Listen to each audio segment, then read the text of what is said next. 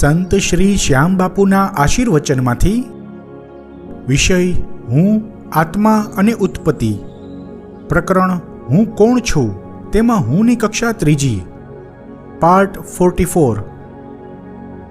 ગયા ભાગમાં ત્રીજી કક્ષામાં ભાવ જગત ઉપર સમજ્યા હતા, જેમાં આગળ સમજીએ। ભાવ વિચારોનું મહત્વ બહુ જ હોય છે। ભાવ વિચારો એટલે અંતર્મન જે વિચારો કરતું હોય તે વિચારો, ભાવ જગતમાંથી ઉત્પન્ન થતા વિચારો। ભાવ વિચારો કાર્મિક ઉર્જાને સક્રિય કરે છે। માણસના માનસિક જગતમાં સત્કર્મોની કાર્મિક ઉર્જા અને દુષ્કર્મોની કાર્મિક ઉર્જા હોય તો છે જ, પરંતુ અંતર્મન ક્યારે કેવા ભાવ વિચારો ઉત્પન્ન કરે છે તેને અનુરૂપ કાર્મિક ઉર્જા સક્રિય થઈને વહેવા લાગે છે। જ્યારે અંતર્મન સુખનો અનુભવ કરે છે અને માણસ પોતાની અંદરથી જ આનંદમાં રહે છે, ત્યારે સત્કર્મની ઉર્જા વહેવા લાગે છે। તે સત્કર્મની ઉર્જા માણસ માટે સંજોગોને સાનુકૂળ બનાવવા લાગે છે, અથવા તો માણસને સંજોગોને અનુકૂળ થવા શક્તિ આપે છે, પ્રેરણા આપે છે। તેથી અંદરથી આનંદમાં રહેનાર માણસ દુઃખમાં પણ સુખનો અનુભવ કરે છે, સફળતા મેળવી શકે છે, જીવનમાં પ્રગતિ કરી શકે છે। અને ભાવ વિચાર જ્યારે બદલાય છે ત્યારે સંજોગો પણ બદલાય છે અને દુઃખદ પરિસ્થિતિ આવવા લાગે છે, કારણ કે ભાવ વિચારમાં નિરાશા છે, ગ્લાનિ છે, તો તેને અનુરૂપ દુષ્કર્મની ઉર્જા વહેવા લાગે છે। તેથી લાખ કોશિશ કરવા છતાં સફળતા મળતી નથી, પરિસ્થિતિ સાનુકૂળ થતી નથી। આ રીતે ભાવ વિચારો દ્વારા જીવનમાં સુખ અને દુઃખની શૃંખલા સર્જાતી હોય છે। આ રીતે આપણે જોયું કે યાદો કરતાં લાગણીઓ, ભાવનાઓ, ભાવ વિચારો બહુ જ વધારે શક્તિશાળી હોય છે, કારણ કે તે ભાવ જગતમાંથી ઉત્પન્ન થતા હોય છે, તે અંતર્મન હોય છે અને તે પૂર્વજન્મોની કાર્મિક ઉર્જા દ્વારા શક્ય બન્યું હોય છે। અમુક કાર્યો એવા હોય છે કે માણસને ગમે કે ન ગમે, પરંતુ બાળપણના સંસ્કારવશ કર્યા કરતો હોય છે તો બાળપણના સંસ્કારો, પરંતુ તેમાં પોતાની ભાવનાઓ નથી હોતી, તેનું જ્ઞાન નથી હોતું, તેથી પોતાના ભાવ વિચારો નથી હોતા, ફક્ત સંસ્કાર આધીન લાગણીવશ થઈ તે કાર્યો કર્યા કરતા હોય છે। જેમ કે કોઈ ધાર્મિક પરિવારમાં બાળકનો જન્મ થાય તો બાળપણથી જ તે બાળક પૂજા ભક્તિ કરવા લાગે છે। તેને એવું કહેવામાં આવ્યું હોય છે કે તે જે ભગવાનની ભક્તિ કરે છે તે જ પરબ્રહ્મ પરમાત્મા છે, તેથી તે બાળક મોટો થઈને પોતે પણ એવું જ માનતો થઈ જાય છે, કારણ કે બાળપણનું માનસિક પ્રોગ્રામિંગ સ્ટ્રોંગ હોય છે, એટલે કે બાળપણના સંસ્કારો તેની માન્યતા બની જતા હોય છે। આવી પોતાની માન્યતાને તે સત્ય માનવા લાગે છે, પરંતુ સત્યને પામી નથી શકતો। પછી તો ખરેખર પરમ સત્ય શું છે તે જાણવાની જિજ્ઞાસા પણ ખતમ થઈ જાય છે। જિંદગીભર યંત્રવત ભક્તિ કર્યા કરે છે, તેને મન પરમ સત્ય શું છે તેની કોઈ દરકાર હોતી નથી। વર્ષોથી ભક્તિ કરતા હોવા છતાં જીવનમાં એવી કોઈ દિવ્યતા પણ હોતી નથી, જ્ઞાન તો દૂરની વાત છે, એવી કોઈ સમજ પણ હોતી નથી, છતાં પોતાને મહાજ્ઞાની માનતો હોય છે। દરેક ધર્મોના સંપ્રદાયોના ગુરુઓ પોતાના જ ધર્મને કે સંપ્રદાયને સૌથી શ્રેષ્ઠ ગણાવે છે, તો તે દરેક ગુરુઓની વાત સત્ય કઈ રીતે હોઈ શકે? પરંતુ સત્ય પામવાની એવી કોઈ અભિલાષા પણ તેને હોતી નથી, ઉલટું તે તો એવું વિચારવાને પણ પાપ માને છે। બાળપણથી ભક્તિ કરનાર બિચારા ભક્તને એવી કોઈ સમજ હોતી નથી, જાપ જપે તોતાની જેમ જિંદગીભર ભક્તિ કર્યા કરે છે। આ કાંઈ ખરાબ નથી, પરંતુ જિંદગીમાંથી જ્ઞાન મળતું નથી, તેથી એક જિંદગી વેડફાય છે। વર્ષો પછી કદાચ કોઈ આત્મજ્ઞાની સિદ્ધ સંતોનો ભેટો થાય અને તે બધા વિશે સમજાવે, છતાં પણ તે માણસ પોતાની વર્ષોથી ચાલી આવતી ભક્તિ કરવાની આદત છોડી નથી શકતો। હા, આ રીતે થતી ભક્તિને આદત જ કહેવાય। પોતાના ભાવ જગતની વિરુદ્ધ જવું જરા પણ સહેલું નથી, એટલે જ કહેવાય છે ને કે લાગણીઓ ઉપર કાબૂ મેળવવો સહેલો નથી। આદત ન છૂટવાનું કારણ અહંકાર હોય છે। આટલા વર્ષો સુધી પોતે જે કંઈ કર્યું તે કઈ રીતે નકામું હોઈ શકે? બધા લોકો આ રીતે જ પૂજાપાઠ કરે છે, તેથી પોતે પણ કર્યા કરે છે। આવા ભક્તોની તકલીફ એ હોય છે કે આખી જિંદગી પૂજા, પાઠ, સેવા, સ્મરણ, ધ્યાન, અનુષ્ઠાન, સાધના જે કંઈ પોતાના ધર્મ સંપ્રદાય પ્રમાણે ભાવપૂર્વક કર્યું હોય, પછી ગડપણ આવે, શરીર સાથ ન આપે, સેવા પૂજા વગેરે થઈ ન શકે અને થોડી ઘણી બાંધછોડ કરવી પડે, ત્યારે આવા ભક્તોનો આનંદ છીનવાઈ જતો હોય છે. જિંદગીભરની સેવા પૂજાનું ફળ ગડપણમાં ગ્લાનિથી મેળવે છે, દુઃખી થઈને મેળવે છે. ખરેખર જો અંતર્ભક્તિ હોય તો ગડપણમાં આરામ કરતાં કરતાં પણ મન પ્રફુલ્લિત રહેવું જોઈએ. આનંદની અનુભૂતિ હંમેશા રહેવી જોઈએ, કારણ કે ગડપણ મનને નથી લાગતું, શરીરને ગડપણ આવે છે. અને ગડપણમાં શરીરનો સાથ છૂટે જ તે અજ્ઞાનીઓ નથી સમજી શકતા, તેથી ગડપણની તૈયારી પણ નથી હોતી. ખરેખર આ સાચી ભક્તિ જ ન કહેવાય. આને અંતર્ભક્તિ ન કહેવાય, બાહ્ય ભક્તિ કહેવાય. જે ભક્તિ માણસને ગ્લાનિના ગર્તમાં ધકેલે તે કઈ રીતે અંતર્ભક્તિ કહેવાય? શરીર દ્વારા જે ભક્તિ થાય છે તે ભક્તિ અંતે તો છૂટશે જ, પરંતુ અંતર્ભક્તિ મૃત્યુ પર્યંત સાથે જ રહેશે. તમારી ભક્તિ કેવી છે તે આ મીટર પ્રમાણે સરખાવી લેવી. ભાવજગતમાં રહીને સત્યનો સ્વીકાર કરવો, તેના માટે આત્મજ્ઞાન જોઈએ, બાહ્ય જ્ઞાન બિલકુલ ન ચાલે. એક આડ વાત, અત્યારના જમાનામાં માણસો પોતાના ભૌતિક સ્વાર્થ માટે ધર્માંતર કરતા હોય છે. એક ભગવાન છોડીને બીજા ભગવાનની ભક્તિ કરવા લાગે છે. આવા માણસોને આ વાત લાગુ નથી પડતી, કારણ કે આવા માણસોને ભક્તિની કે ભગવાનની કોઈ સમજ જ નથી હોતી. ભગવાન સાથે કે ભક્તિ સાથે તેને કોઈ નિસ્બત પણ નથી હોતો. તે બધા તો પોતાની જરૂરત પ્રમાણે સ્વાર્થ અર્થે સંબંધો પણ બદલતા હોય છે. તે રીતે સ્વાર્થ અને લાલચથી પ્રેરાઈને ભગવાન પણ બદલી નાખે છે. આ બધી ભૌતિકવાદી વિચારધારા છે, ફક્ત એક ભૌતિક જિંદગીની સુખ સુવિધા પ્રમાણે કર્યા કરે છે. તેમાં ફક્ત એક ભૌતિક જિંદગીનો જ વિચાર હોય છે, અનેક જન્મોનો વિચાર નથી હોતો, અને આધ્યાત્મ તો બિલકુલ નથી હોતું. આમ ભૌતિક સ્વાર્થ માટે ધર્માંતરણ કરતા આવા લોકોના ભાવજગત કુંઠિત થઈ ગયેલા હોય છે. તેમાં ભાવતરંગો બહુ ઉઠતા હોય છે, અને આ ભાવતરંગો બેકાબૂ હોય છે.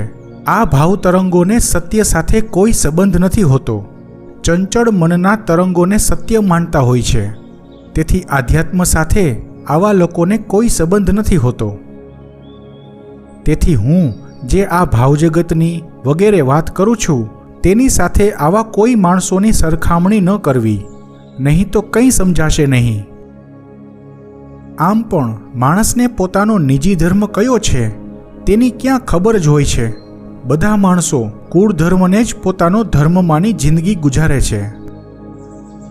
અરે પોતે કોણ છે તે જાણતો નથી, તો પોતાનો ધર્મ કયો તે તો ન જ જાણતો હોય ને. આ ત્રીજી કક્ષાના લોકો વધારે ભાવજગત સાથે જોડાયેલા રહે છે અને તેના પ્રભાવમાં હોય છે. તેથી અંતરમાં ઉઠતી ઉર્મિઓને વધારે પ્રાધાન્યતા આપતા હોય છે. તેથી લાગણીશીલ હોય છે, સંવેદનશીલ હોય છે, ઇમોશનલ હોય છે, ભાવના પ્રધાન હોય છે, અને આ બધા આવેગો પર તેઓ કાબૂ રાખી શકતા નથી. તેથી બેકાબૂ ભાવતરંગોના ગુલામ હોય છે. જીવનના મહત્વના નિર્ણયો બૌદ્ધિક રીતે નહીં, લાગણીવશ લેતા હોય છે. તેના વિચારો પણ લાગણીઓને આધીન હોય છે.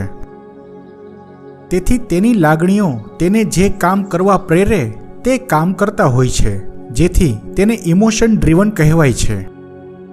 કારણ કે ભાવજગતમાં ફેરફાર કરી શકે તેવા જ્ઞાની નથી હોતા. પહેલાં આપણે જોઈ ગયા કે માણસ પર જેનો પ્રભાવ હોય તેના પર તેનો કાબૂ ન હોય. આ ત્રીજી કક્ષાના માણસો જિંદગીમાં બનતી કોઈ પણ ઘટનાને કે કોઈ વાતને કે કોઈના વર્તનને બહુ ગંભીરતાથી લેતા હોય છે. તેથી વારંવાર દુઃખી થતા હોય છે. નજીવા કારણોથી પણ આવેશમાં આવી જતા હોય છે. આવેગપૂર્વક જિંદગી જીવતા હોય છે. સુખમાં બહુ જ ખુશી છલકવા લાગે છે અને દુઃખમાં બહુ વધારે દુઃખી થઈ જાય છે. માનસિક રીતે કોમળ પણ હોય છે, તો સાથે સાથે ગુસ્સો પણ બહુ હોય છે. આમ બંને અંતિમો પર જીવતા હોય છે. મનના એક્સ્ટ્રીમ લેવલ પર જીવન ગુજારતા હોય છે. આ ત્રીજી કક્ષાના માણસો મોટા ભાગે ધૂની હોય છે. જીદ, જુસ્સો, જુનૂન, પેશન, ક્રોધ આવી બધી મનોવૃત્તિઓ બાકીની કક્ષાઓના પ્રમાણમાં વધારે હોય છે. આવી બધી મનોવૃત્તિઓ ખરાબ જ હોય છે એવું નથી. જો સકારાત્મક સ્વભાવ હોય તો આ બધી મનોવૃત્તિઓ ભૌતિક જિંદગીમાં બહુ સફળતા અપાવે, તે વ્યક્તિને પ્રસિદ્ધિ અપાવે છે, નામવર બનાવે છે. કારણ કે આવી મનોવૃત્તિઓમાં બહુ વધારે પ્રમાણમાં એનર્જી, ફોર્સ હોય છે. તેથી અમુક માણસો સફળ થવા માટે જિંદગીભરની જીવન ઉર્જા અમુક વર્ષોમાં જ ખર્ચી નાખે છે અને પોતાને જોઈતી સફળતા હાંસિલ કરી લે છે. આવા લોકોની બેકાબૂ લાગણીઓના આવેગોના કારણે જો સારી ભાવનાઓ, સારી લાગણીઓ હોય, વાતાવરણ કે પરિસ્થિતિ સાનુકૂળ રહે તો આવા લોકો આધ્યાત્મમાં પણ બહુ આગળ વધી શકતા હોય છે. એકવાર આધ્યાત્મમાં આગળ વધી ગયા બાદ એવી શક્યતા ખરી કે ત્યારબાદ લાગણીઓ, મનના આવેગો શાંત થઈ શકે અને તો કક્ષા પણ ઊંચી આવી શકે છે. અને જો નકારાત્મક સ્વભાવ હોય તો પોતાને માટે કે સમાજને માટે ભયંકર પરિણામ પણ લાવે છે. જો ખરાબ ભાવનાઓ, લાગણીઓ હોય તો અધ્યમ કક્ષાના જજ્બાતી હોય, તેથી ઝનૂની બની સમાજ વિરોધી બની જતા હોય છે. ખૂની, અત્યાચારી, બળાત્કારી પણ બની જતા હોય છે. આ રીતે આવા લોકોની જિંદગી પર પોતાનો કાબૂ હોતો નથી. આવી ત્રીજી કક્ષાના માણસો પહેલી કક્ષાના કે બીજી કક્ષાના લોકો જેવા નીચા દરજ્જાના કે સામાન્ય નથી હોતા, બહુ મોટા ગજાના હોય છે. જનૂની તો 1 થી 4 કક્ષામાંથી કોઈ પણ હોઈ શકે છે, પરંતુ તેના કારણો અલગ અલગ હોય છે. પહેલી કક્ષાનો માણસ શરીરના આવેગો પર કાબૂ નથી કરી શકતો, તેથી અધમ કૃત્યો કરે છે. બીજી કક્ષાનો માણસ નકારાત્મક યાદોને દિમાગમાં સંભાળી નથી શકતો, વારંવાર તે નકામી યાદો વિશે જ વિચાર્યા કરે છે, તેથી અદાવતથી, વેરભાવથી અધમ કૃત્ય કરે છે. આ ત્રીજી કક્ષાનો માણસ પોતાની નકારાત્મક ભાવનાઓને સંભાળી નથી શકતો, જજ્બાતી હોય છે, તેથી ન કરવાના કૃત્યો કરી બેસે છે. અને ચોથી કક્ષાનો માણસ આ બધી ભાવનાઓ પર કાબૂ મેળવી શકે છે, પરંતુ અહંકાર પોષવા માટે ગમે તે હદે જાય છે. પરંતુ ચોથી કક્ષાનો માણસ યોજનાબદ્ધ રીતે અપરાધ કરે છે, પ્લાનિંગ કરીને કરે છે, અથવા તો પહેલી બીજી કક્ષાના માણસો પાસે અપરાધ કરાવે છે. સમાજમાં આવા અલગ અલગ રીતે અપરાધ થતા જ રહે છે. જોકે એ તો સારું છે કે માણસને સમાજનો ભય હોય છે, કાયદા કાનૂનનો ભય હોય છે, પોતાની માનહાનિ થશે એવો ભય હોય છે. તેથી આવું આત્યંતિક પગલું ભરી બીજાઓને નુકસાન નથી કરી શકતા. પરંતુ આવી નકારાત્મક લાગણીઓના આવેગો તેની પોતાની જિંદગીને તો નુકસાન કરી શકે છે. આવા માણસો માટે પોતાની લાગણીઓ, ભાવનાઓ જ મહત્વના હોય છે, તેથી તેને જ જિંદગી માનતા હોય છે. પોતાની લાગણીને ઠેસ પહોંચે તો સહન કરવું મુશ્કેલ હોય છે. પોતાના શરીર કરતાં સ્વમાનને બહુ મહત્વ આપતા હોય છે. આવા કારણોથી જ જે કોઈ કલાકાર હોય છે તે કદાચ પોતાનું અપમાન સહન કરી શકશે, પરંતુ જો કોઈ તેણે બનાવેલી કલાકૃતિનું અપમાન કરશે તો સહન નહીં કરી શકે. આ કક્ષાના માણસોએ સમજવાનું હોય છે, હું એટલે કે માણસ પોતે ફક્ત લાગણીઓ, ભાવનાઓ જ નથી, તેથી ઘણું વિશેષ છે. પોતાની અંદર આ બધી ઉર્મિઓ ઉત્પન્ન થાય છે, પરંતુ પોતે ઉર્મિઓ નથી, જજ્બાત નથી.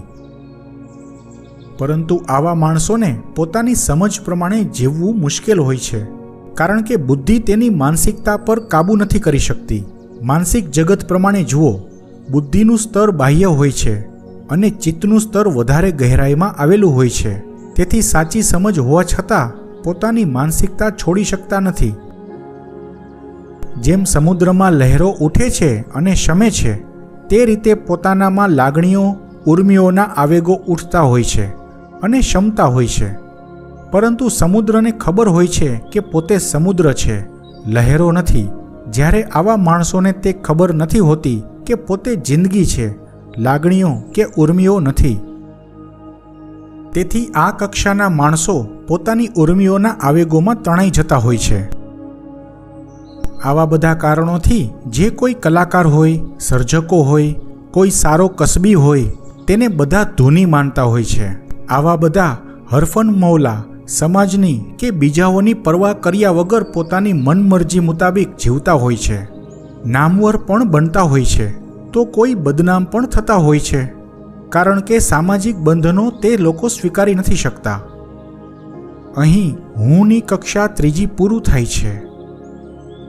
વિધિ વિધાન સબ ક્યા કરે જતન ઉપાય, જન્મ વિફલ હો જાય જો મન જબ બૈરી હોય. અર્થાત અનેક પૂર્વજન્મોની કાર્મિક ઉર્જાનો વારસો લઈને મનુષ્યનો વર્તમાન જન્મ થતો હોય છે. ભૌતિક વિજ્ઞાનનો વર્ક એન્ડ એનર્જી, તેનો આ સીધો સાદો નિયમ માનસિક જગતમાં કાર્મિક ઉર્જા પર પણ બરાબર લાગુ પડતો હોય છે. પરંતુ માનસિક જગતને આ નિયમ એક જ જન્મમાં લાગુ પડે એવું નથી, અનેક જન્મો લાગુ પડતા હોય છે. કારણ કે માનસિક જગત માણસના પહેલા જન્મથી છેક અંતિમ જન્મ સુધીનું હોય છે. એટલે કે માનસિક જગત આત્માની જિંદગી સુધીનું હોય છે. આ કાર્મિક ઉર્જા ત્યારે જ ભોગવવા લાયક ભાગ્ય બની શકે જ્યારે તેને અનુરૂપ ભાવ વિચારોની પ્રક્રિયા થવા લાગે. જ્યાં સુધી જ્ઞાનપૂર્વક શુભ કે સકારાત્મક વિચારોની પ્રક્રિયા થતી રહે ત્યાં સુધી સત્કર્મોની કાર્મિક ઉર્જા સક્રિય રહે છે અને માણસ વધારે સુખનો અનુભવ કરે છે. અને જ્યારે અશુભ કે નકારાત્મક વિચારોની પ્રક્રિયા થાય છે ત્યારે દુષ્કર્મોની કાર્મિક ઉર્જા સક્રિય થાય છે. તેથી માણસ વધારે દુઃખનો અનુભવ કરે છે. દુઃખમાં માણસ વધારે ધર્મ તરફ ધ્યાન આપવા લાગે છે અને ભક્તિ ઉપાસના વધારે કરે છે. છતાં પરિસ્થિતિમાં ખાસ સુધારો થતો નથી. પરંતુ જો કોઈ પ્રત્યે શ્રદ્ધા જાગે અને મનથી ફેરફાર થવા લાગે તો ચોક્કસ પરિસ્થિતિ પલટી જાય છે. તેથી મન એ જ સુખનો કે દુઃખનો અનુભવ કરાવે છે. હું કોણ છું પ્રકરણમાં હુંની કક્ષા ત્રીજી પૂરું થયું. આવતા અંકમાં હુંની કક્ષા ચોથી ચાલુ થશે.